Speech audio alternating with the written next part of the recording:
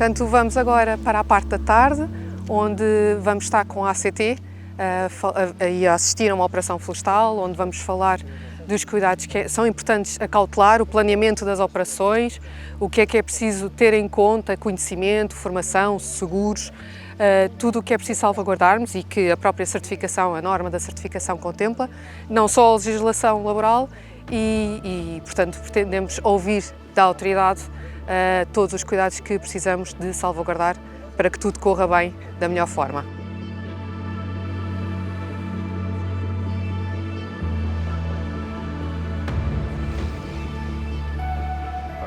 Nos tratores, há uma formação específica habilitante que se chama conduzir e operar o trator em segurança. Normalmente diz COTS. E esse COTS é 35 horas. E essa formação COTS tem uma correspondência de uma unidade de formação de curta duração do Catálogo Nacional de Qualificações, que é 95-96. Ou seja, todas as pessoas que têm carta de condução de ligeiros B e E, que é ligeiros com reboque, C, que é pesados, mais CE, D, que é aqueles dos transportes pesados de passageiros, mais o DE, que é com reboque, na posição da ACT, todos têm que ter a formação COTS, todos. Okay? A Autoridade Nacional de Segurança Rodoviária entendeu na última alteração ao Código da Estrada que as categorias BE, CE e DE não precisam de ter para conduzir na estrada. Mas a pergunta que nós fazemos, enquanto Inspeção do Trabalho, e porque há muitos acidentes dentro da exploração, e vemos isso nos tratores ocorreram 2.500 acidentes nos últimos 4 anos, não chegou a 4 anos, porque foi de 1 de janeiro de 2018 a 31 de outubro de 2021. Morreram 191 pessoas e os 2.500 acidentes que ocorreram foram cerca de 22% dentro da exploração e os outros 78% foram na estrada. Só que os 22% dentro da exploração provocaram 191 vítimas mortais, desculpem, no total das 191 vítimas mortais, assim é que é, os 22% representaram 66% das 191 vítimas mortais. Significa que um quinto dos acidentes ocorre dentro da exploração, seja uma exploração florestal, seja uma exploração agrícola, e isso vai representar 66 mais... há de representar qualquer coisa como 115, agora só fazendo as contas. Portanto, mas quase 70% das vítimas ocorrem dentro da exploração. Isso levou-nos a nós a pensar uma coisa, temos que incidir mais na formação habilitante. Pronto. Está aqui este senhor que é empresário, as empresas têm dificuldades, porque o mercado está também aqui a indústria presente, de forma direta ou indireta, a indústria tem o seu métier, o produtor florestal tem o seu e o madeireiro também tem o seu métier. Eu sou produtor florestal, na zona de Salvaterra de Magos, e sem as dificuldades que é, e quanto é que me custa limpar anualmente os eucaliptos, sei quanto é que me custa depois fazer as manutenções dos eucaliptos. E muitas vezes, depois quando vamos vender, sabemos também o preço da compra da madeira para a indústria. E há aqui um jogo de interesses, depois todos nós vamos tentar sempre reduzir os custos, ainda por cima numa altura em que o preço do combustível está como está, os fertilizantes estão como estão e a mão de obra também não existe. E aqui existe, não é boa. Então, perante este cenário todo, nós entendemos que para operar um trator, quem tem carta B, BE, C, CE, D, DE, deve tirar o COTS. As empresas, quando fazem e pensam assim, eu vou investir 500 euros o ano que vem na formação dos meus 4 operadores, devem primeiro, eles têm uma obrigação legal, que é de 4 operadores, eles têm que dar, por ano, 40 horas de formação a 10%. 10% de 4 é 0,4. Okay? Se eu dos 4 tiver um que opera um trator, não estou a falar agora no caso deste senhor, então se eu tiver que investir dinheiro em formação, é uma opção, mas se fosse eu como gestor, eu iria incidir na formação habilitante. Porquê? Porque a formação habilitante vai ser contabilizada na formação de segurança, que por sua vez vai ser contabilizada na formação obrigatória das 40 horas semanais. 40 horas anuais. Obrigado.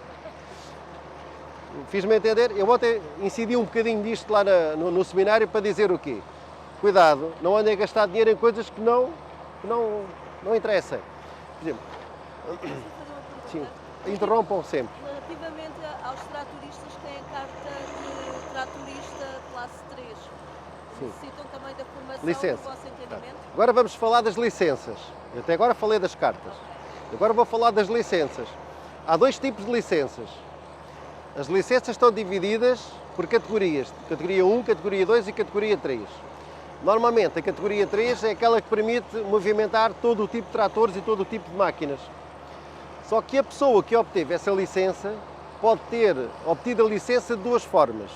Normalmente numa escola de condução, em que é avaliada somente a conduzir com o trator num sentido e noutro, somente o trator. Então significa que ele foi avaliado e adquiriu competências para conduzir a máquina em segurança. Somente. Okay? Então nós entendemos que quem tem licença, isto foi uma alteração este ano, e já vou explicar porquê, que quem tem essa licença deve ter cote. Deve ter. Porquê? Porque essa licença foi obtida a conduzir somente, não foi obtida a operar. E nós temos 70% dos acidentes, quase 70% dos acidentes ocorrem dentro da exploração a operar. Então temos que incidir aí. O incidir vai fazer com que as empresas canalizem os seus esforços financeiros e os seus investimentos de formação para a formação habilitante. Se tiver um operador que tenha uma licença tipo 3, por exemplo, obtida através de um COMA, de um curso de operadores de máquinas agrícolas, esses cursos eram cursos antigos de 250 horas, tinham condução e tinham operação. Esse nós não exigimos o cote. O que é que nós dizemos para esses? Para esses empresários, se tiverem que gastar dinheiro, então recomendamos que invistam no cote. Bem, isto é a mesma coisa que os produtores agrícolas. Há formação habilitante para aplicar pesticidas. Se ninguém consegue comprar um pesticida sem ter a formação habilitante, então devem começar por essa. Porquê? Porque essa, para a rentabilidade da empresa, é mais eficaz. Porquê? Porque tem um trabalhador que pode ir comprar o produto químico e pode aplicá-lo, tem licença para aplicar. Alguma dúvida sobre... Não? Relativamente à formação. O que é que acontece na área florestal? Agora que estamos aqui é na área florestal. Nós, quando estamos numa frente de trabalho como esta, em que temos uma árvore a trabalhar, não há na legislação distâncias de segurança. Okay? Não havendo distâncias de segurança na legislação, nós, a ACT, o que é que nós fazemos? Vamos ver as boas práticas do Ministério competente. Qual é o Ministério competente pela área florestal? É o Ministério do Ambiente, atualmente. Portanto, vamos às boas práticas florestais do ICNF. E diz o ICNF que para máquinas como aquela que está ali, como distância de segurança, a máquina deve estar a trabalhar e num raio de 70 metros à volta da máquina não deve haver nenhuma outra máquina, nem nenhum outro operador. Okay? Eu estou-vos a dizer isto porquê? Porque os acidentes acontecem normalmente porque não se pensa primeiro como é que se vai fazer a tarefa. Portanto, as distâncias de segurança. Primeiro, os trabalhos têm que ser pensados, onde é que trabalha cada uma das máquinas, as distâncias têm que ser garantidas e reparem, é difícil, mas isso não custa dinheiro, só custa pensar e planear. Não venham dizer, isso fica caro e depois não há dinheiro para isto e somos uns desgraçados que a madeira é só vendida a 25 euros a tonelada ou a 28 euros a tonelada e não há dinheiro para isto. Não é bem assim, porque aquela máquina custa meio milhão de euros. Se a máquina custa meio milhão de euros, tem que ser operada por alguém que saiba. Mas eu não vou dar a chave do meu carro a uma pessoa sem carta de condução. Ou não vou dar a chave do meu carro a alguém a quem eu não confio que vai conduzir de forma correta. Portanto, a formação. Para haver formação e a formação ser eficaz são precisas, como dizia um professor meu ali em Santarém. Primeiro é preciso o formador saber. É um problema. Já vou falar dele. Já estamos um problema que é o formador pode não saber. Outro problema é preciso o formando estar disponível para aprender. E um terceiro problema é preciso o canal de comunicação funcionar.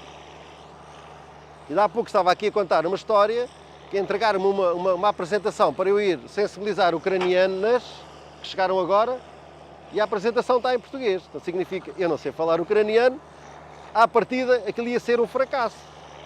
Eu não sei, eles não me sabem entender. Portanto, a primeira coisa que se fez foi, vamos traduzir isto para o ucraniano. Para ver se o canal, quando se fizer a ação, ver se aquilo funciona, pelo menos. Que a pessoa que esteja do lado de cá a ouvir-me, eu falo em português, e a pessoa esteja a tentar ligar aquilo que está a ouvir sem perceber àquilo que está escrito, que é a língua dela. Mas vamos tentar levar também um tradutor. Isto para vos dizer o quê? O formador tem que saber, o formando tem que estar disponível para aprender e os conteúdos têm que ser práticos e têm que ser direcionados para aquilo que é o objetivo da formação. Ontem estavam a Ponce, estava no seminário, e eu depois tive a oportunidade de perguntar aos senhores o que é que eles faziam no momento da entrega de uma máquina de €500 mil. Damos formação e levamos aos simuladores. O simulador é uma coisa, a floresta é outra. Depois percebi que davam 2 dias de formação. Uma máquina que custa €500 mil, a empresa que a vende, não sei se está aqui ninguém que pertence a uma empresa dessas, mas pelo menos devia dar uma mais-valia a quem a compra, que era ensinar o operador ou os operadores a manobrar aquela máquina. Pelo menos alertar para isso. É verdade que não há obrigação legal de o fazer. O que diz a Diretiva Máquinas no momento da entrega da máquina é que o importador da máquina, imaginem que eu sou o importador, isto é que marca? Pá, da Timberjack, o importador da Timberjack que sou eu, okay? Eu importo as máquinas para Portugal. Então, eu, na qualidade de importador da Timberjack em Portugal, represento o fabricante e tenho que assumir essa responsabilidade como importador. Se o proprietário importar ele de sua iniciativa, é ele que tem a responsabilidade de assumir a responsabilidade do empregador. Nomeadamente, ter o manual de instruções em português. Okay? É uma das responsabilidades. Quando se vai fazer a importação de uma máquina, estou a falar de máquinas novas, é responsabilidade do fabricante colocar o manual de instruções em português ao operador. Pelo menos ele já tem um documento para ler. Caso o fabricante não o faça, é a responsabilidade do importador fazê-lo. Se o empresário importou de sua livre iniciativa e comprou a máquina no estrangeiro e ela não tem cá representante legal, a fábrica é fora do espaço europeu, então o empresário é obrigado a traduzir o manual de instruções para português. E às vezes esquecem-se, fazem grandes negócios e depois a coisa corre mal. Especialmente nos tratores, que são importados aqui do país do lado, da Espanha, importados em segunda mão, e depois chegam cá, sem matrícula, e vão matriculá-los. E alguém lhes diz assim, esse modelo não está homologado em Portugal. Ah, e agora? Então, é que agora eu para legalizar tinha que mandar fazer uma vistoria de legalização que custa 3 mil euros.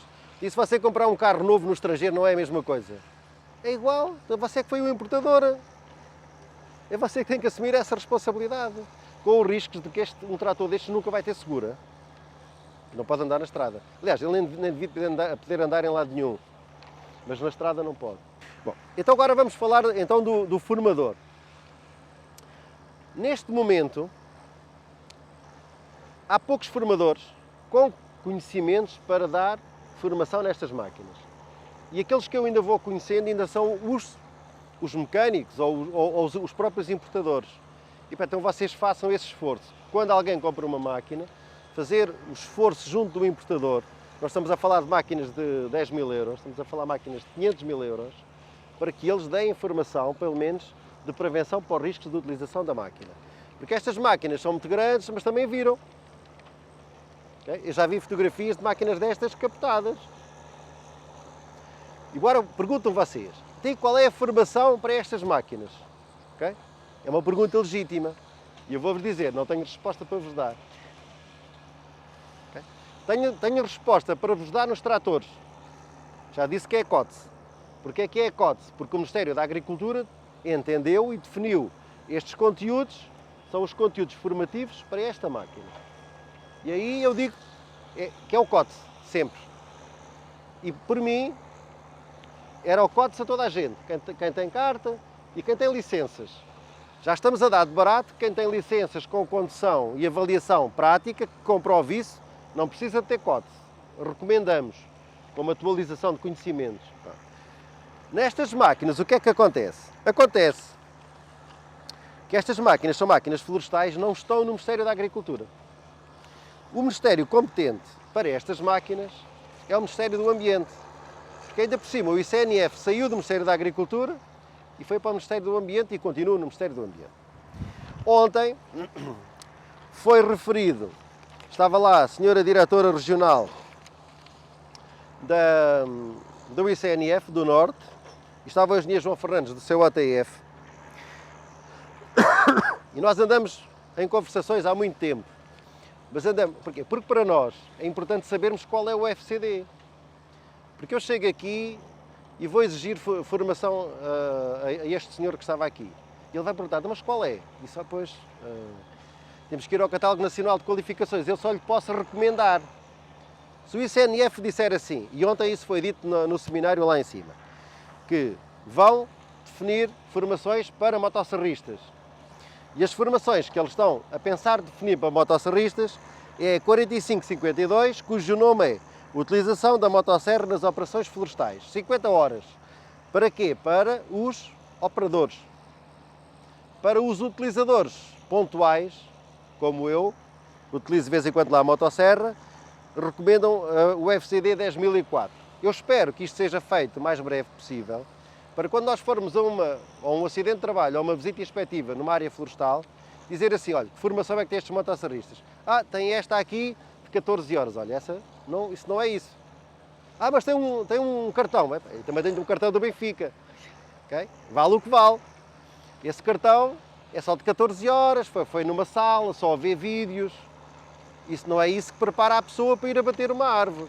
E esse cartão foi ver vídeos de motosserras, motorroçadoras, dumpers, tratocarros, tratores, motocultivadores. Portanto, tem que ser mais do que isso, tem que ter mais conteúdo. E a partir do momento que estas UFCDs estiverem definidas como as habilitantes, nós dizemos assim, desculpem lá, o senhor tem que dar formação com o UFCD 4552. E a pessoa já sabe o que é que vai dar e tem a garantia que aquela cumpre com a legislação. Neste momento, o que é que nós podemos fazer? Nós, a ACT, dizer assim, olha, há 2 ou 3 UFCDs estão no Catálogo Nacional de Qualificações, olha, o seu OTF está a dar a 4552, siga estes conteúdos, mas sem ter a garantia que é esta que irá ser a formação habilitante. Portanto, quando esse passo for dado, ficamos ao mesmo nível dos tratores. Ficamos a saber qual é a formação que o ICNF diz que é habilitante. Portanto, espero que esse passo seja dado. Relativamente a estas máquinas que estão aqui, e eu também articulei isto com o seu OTF, o FCD 4455 tem o nome Exploração Florestal. É aquela unidade de formação de curta duração que recomendam o ICNF para estas máquinas, sejam para as harvesters, sejam para os forwarders ou para os skiders. Está bem? Mas não está ainda definido como habilitante. É esta que nós recomendamos dentro da ACT. Pronto. Não havendo habilitante, tem que haver alguma formação. As pessoas não podem andar a trabalhar sem formação. Alguma dúvida? Repetir só o número da UFCD para os operadores não pontuais. 10.004. 10.004. Veja lá se percebe a letra. Pronto. Quais é que são os riscos com qualquer máquina? Agora vou falar de riscos. Dizem vocês, que isto aqui é plano. Está bem, é plano, mas tem riscos. Para os tratores ainda é mais arriscado. Porque um trator, quando passa no caminho, tudo bem. Quando o trator anda a passar por cima dos torres e por cima das bicadas, facilmente há um desequilíbrio da máquina. Porquê? Porque basta subir a roda de trás e a roda da frente descer num buraco e atrás passar em cima de um cepo, que é suficiente para ele tombar. E agora vamos falar. Os EPIs devem ser usados em função dos riscos. Vou falar da construção civil. Portanto, as botas de biqueira de aço são EPI, eu não saio da estrada, está bem?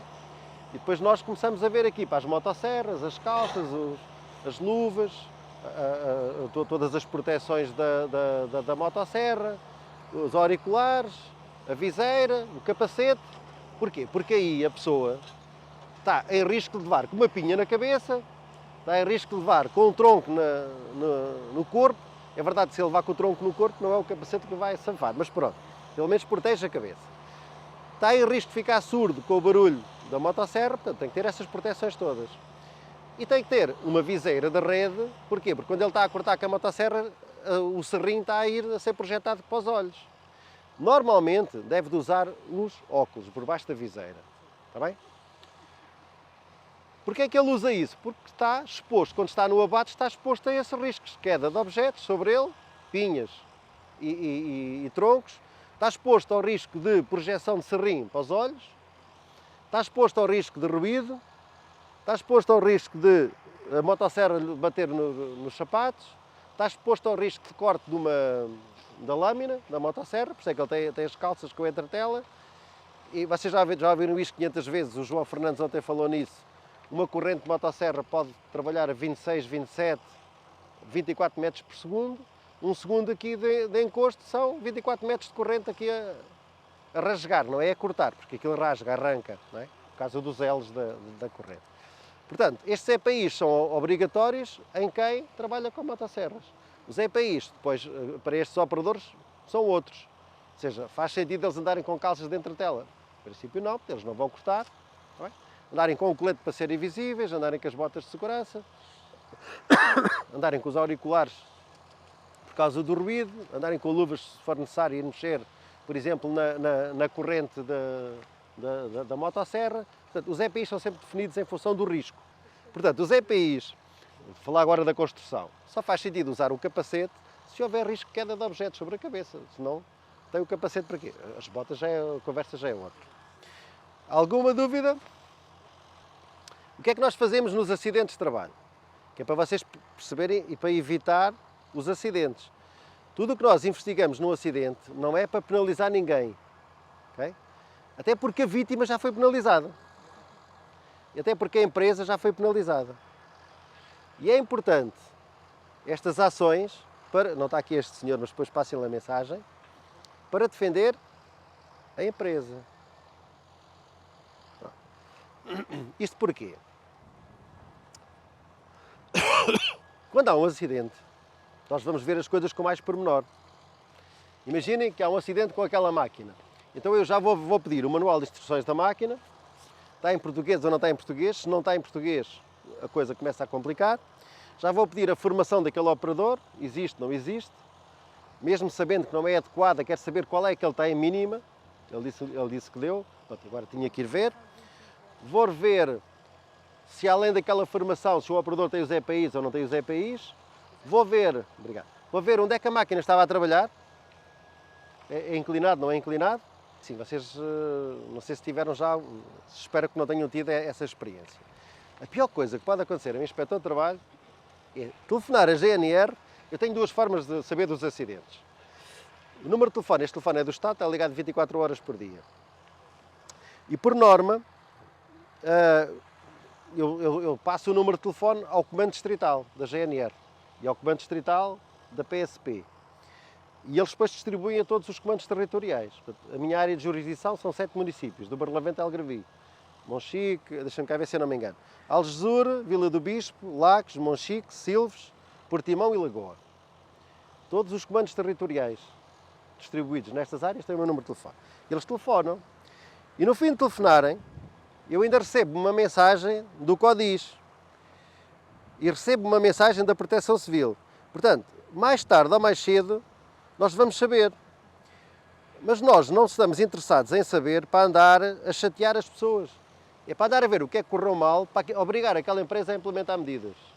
Depois pode haver autos ou não haver autos. Depois é outra conversa. Mas está aqui esta colega que vai ver a que horas é que foi feita a chamada para o CODIS. 17h29. Que horas é que eu recebi a mensagem? Às 18h06. 30 minutos depois eu tenho a mensagem. Que já me diz o que é que aconteceu, quantos meios lá estão e a idade da pessoa e o que é que a pessoa estava a fazer. não nos interessa a nós ir logo. Okay? Até porque nós vamos encontrar um cenário que não é bom. Está bem? Nós já sabemos. A probabilidade de ser o primeiro dia é de 90%. Sempre mesmo. Ok, você já disse isso 2 vezes. É o primeiro dia. Vamos passar à frente. E nós temos acesso à base de dados da Segurança Social.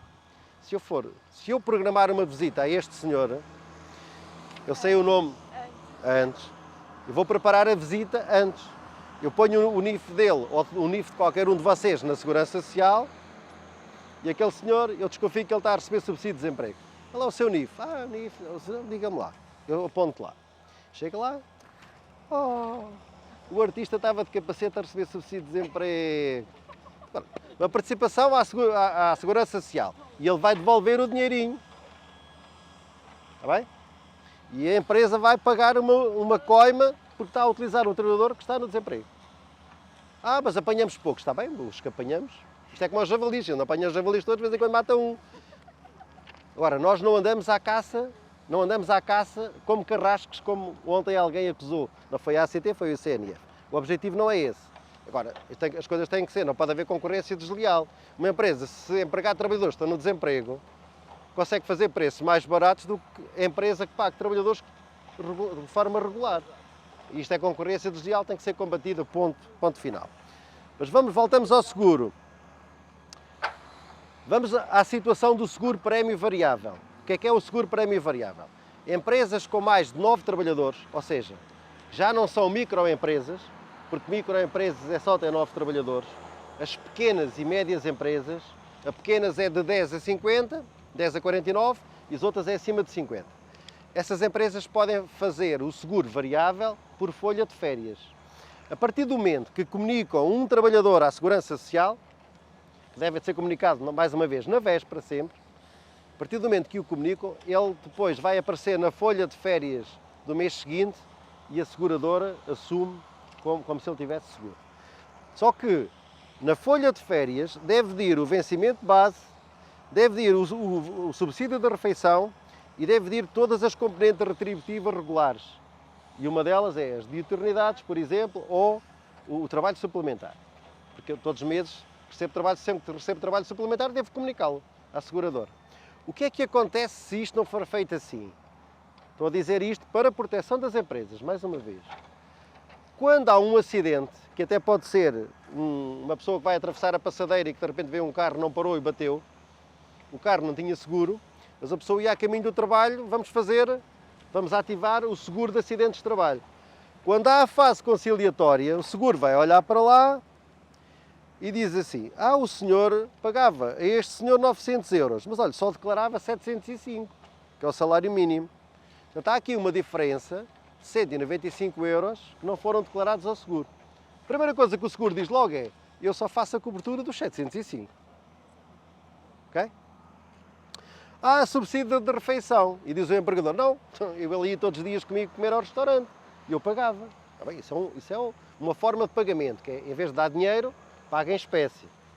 Mas tem que comunicar esse valor à seguradora. Porque se ele depois tiver um acidente, a seguradora não vai fazer a cobertura desse valor. E quem vai ter que pagar esse valor é a empresa. Se a baixa for 2 meses, a coisa é pacífica. São 700, 800 euros por mês. Se é um acidente mortal, se a pessoa tem 30 anos quando morreu, trabalhava até aos 67. Está bem? Significa que há 37 anos de vida ativa que ele perdeu. Então essa diferença dos 195 euros, é fácil fazer as contas. 195 euros vezes 14 meses, vezes 37 anos. Ok? E o subsídio de refeição? Eram 100 euros por mês. Então é 100 vezes 14 meses, vezes 37 anos. E o senhor... Sim, no mês de agosto não. Mas para vos dar... Ok?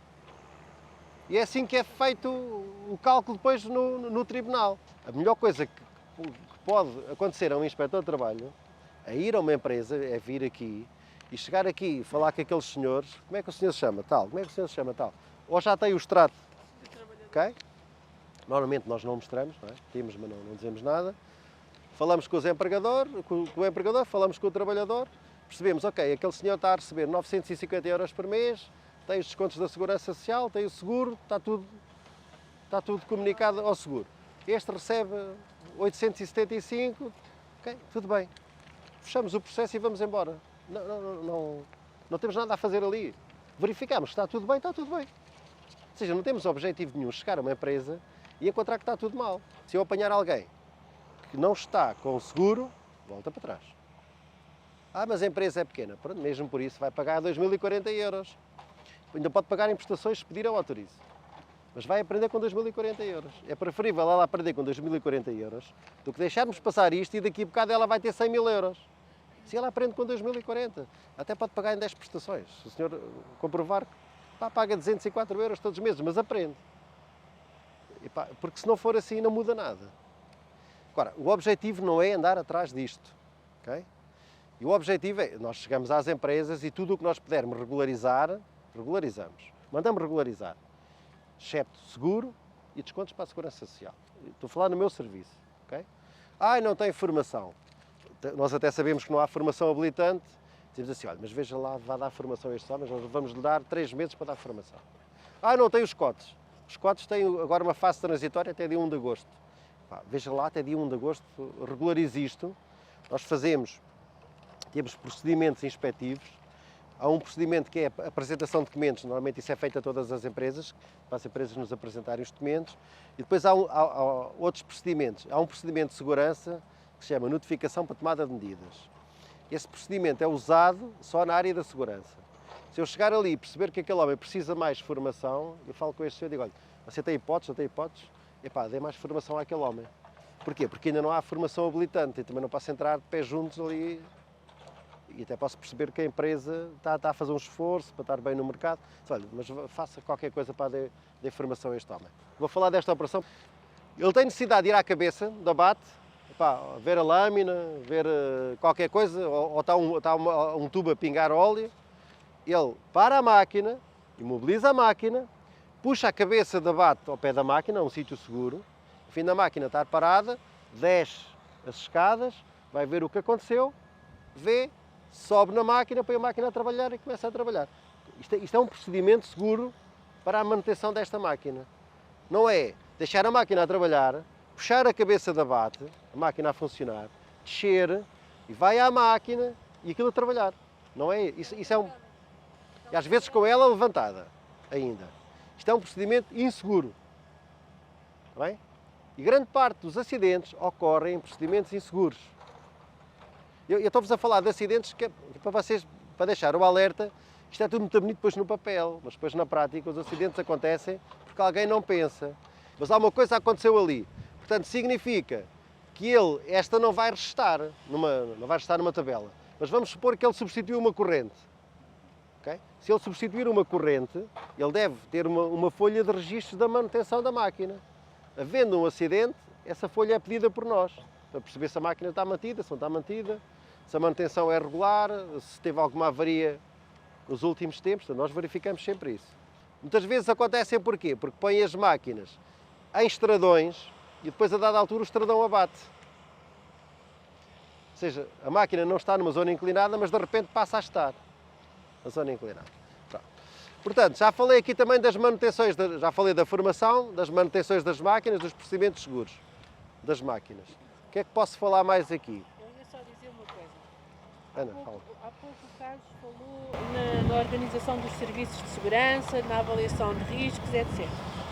Muitas vezes os empregadores têm uma avaliação de riscos, mas não chegam à fase da implementação das medidas. Fica só no papel. Isso é zero, a bola, não é? E quando isso acontece, e quando o empregador tem conhecimento da medida que deveria ter implementado para eliminar ou reduzir um determinado risco e não o fez, para além da contraordenação por parte da ACT, há responsabilidade criminal. Porque ele sabia o que é que deveria ter feito e não fez. É importante as empresas estarem sensibilizadas que a avaliação de riscos por si só não resulta. Tem que haver passos seguintes. E o passo passa por implementar as medidas, até mesmo fazendo um plano de ação, um plano com as medidas que têm que ser prevendo prazo para a implementação das medidas. Mas as medidas realmente têm que ser implementadas. porque senão não resulta, não é o suficiente. Isto, Tem que haver um papel também ponderante por parte das empresas externas que começam mesmo o trabalho, dura por certificação também incidem Sim. nisso, porque senão acaba por acontecer aquilo que acontece na maioria das vezes, que é eles omitirem que houve um acidente de Sim. Exatamente, exatamente. com o Sim. receio das tais contraordenações. havendo um acidente, tem que haver uma mudança na empresa. Sim. Para melhor, senão não se aprende nada com o acidente. O acidente é uma coisa que já não vamos evitar. Então, a partir do acidente, vamos prevenir outros. O objetivo é tão simples que é este. Mas as empresas têm essa dificuldade depois de encontrar Pronto, mas agora- de segurança que façam avaliações Isso é, de riscos isso, é, adequadas isso, à é, atividade. isto é verdade. Mas a lei permite que o empregador faça a sua Própria. avaliação de riscos. Está bem? O que é que acontece? E ainda bem que falaram nisso, que era uma coisa que E eu não podia sendo uma passar. atividade de risco elevado, Não sendo uma atividade de risco elevado e a empresa tende a ter 9 trabalhadores, e isto é uma atividade, o que é uma atividade de risco elevado? Isso está classificado. As atividades de risco elevado é a construção, atividades que envolvem risco de queda em altura, atividades que envolvem risco elétrico. Então significa que uma microempresa, até 9 trabalhadores, o empregador pode ser ele próprio a fazer a avaliação de riscos. E nós no nosso site temos exemplos de avaliações de riscos simplificadas. sim. Eu vou falar como inspetor. Eu prefiro ver uma avaliação de riscos, que quase não se vê nenhuma empresa com isso. Por quem sabe, e que são estes homens, envolvendo estes homens na avaliação de riscos, ok? Fazendo um trabalho mínimo, pequeno, tem que ter uma formação, 35 horas, mas também não é nada do outro mundo. E tem que Sim. estar autorizados pela ACT. E tem que pedir autorização à ACT. Mas isso é uma coisa burocrática. E eu às vezes vejo empresas a pagar milhares de euros por uma coisa que depois agarram naquilo e fecham dentro da gaveta. E eu costumo brincar da seguinte forma. O que é que me interessa a mim? Levar uma caixa de laranjas para casa bonita para os meus trabalhadores e fechar a caixa de laranjas que eles não têm acesso. Eles passam por lá e olham para a caixa. Aliás, eles nem a veem que a caixa está fechada, eles nem sabem onde é que ela está. E eles estão cheios de sede e desertos para beber um sumo de laranja. Eu tenho que saber, eu comprei uma caixa, agora daquela caixa eu tenho que saber quantos copos de sumo eu tenho que tirar lá e a que trabalhadores é que vou dar o sumo. O que é que eu quero dizer com isto? Se a avaliação de riscos tem uma coisa sobre manutenção de máquinas, é estes dois homens. Não me interessa, está a dar ali um procedimento seguro de manutenção ao pessoal do escritório. Para que é que eu estou a dar? Então o que eu tenho que fazer é, vou à avaliação, de uma forma simplificada, tiro uma cópia daquilo e junto a estes homens e falo com eles. Epá, vocês tenham cuidado. Sempre que acontecer um problema na máquina é para estar parada e você vai ver o que é que aconteceu e depois é que vai à máquina. Então estamos agora a finalizar a tarde de hoje. Tivemos aqui a ACT a falar sobre os riscos e sobre as operações florestais e o que precisamos de garantir e terem atenção para salvaguardar tanto as empresas como os trabalhadores. Foi muito participativo, foi muito informativo, foi bastante interessante e todo o feedback mostra exatamente também o quanto a certificação tem ajudado a promover a segurança no trabalho, exatamente porque as operações florestais têm um enorme risco acarretado e, portanto, foi mais uma partilha de informação pela própria entidade competente da Autoridade do Trabalho e, portanto, acho que não podíamos ter terminado o dia de hoje da melhor forma. Obrigada.